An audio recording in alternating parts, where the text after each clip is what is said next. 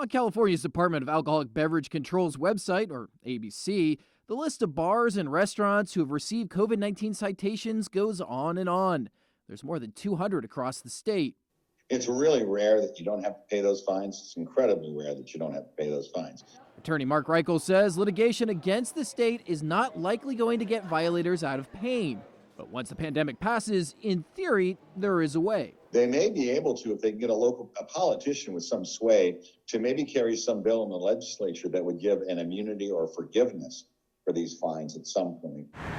In December, during a stay-at-home order, Fox 40 spoke with Matthew Oliver, the owner of one of those restaurants ABC cited, House of Oliver Wine and Lounge on Douglas Boulevard in Roseville. At the time, he told us this. If you don't want to come to House of Oliver, you can go somewhere else. You can continue to stay home. You can get to go.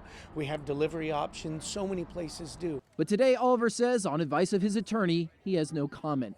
Each ABC COVID citation is considered a misdemeanor criminal citation, which is forwarded and reviewed by each county's district attorney's office.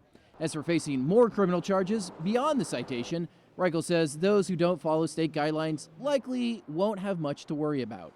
If they're going to recall the governor, well, they're certainly going to have a problem voting for someone running for district attorney if you're going around fining and charging and criminally charging restaurant owners.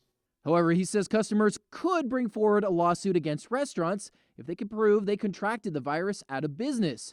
But he says it wouldn't be a strong case. If they're in violation of the law, you can bring a suit. The question is, what are your damages? According to Reichel, customers who eat at places violating the rules assume liability. It's comparative fault in California. And what they will look at is, why were you there? And didn't you know this could happen?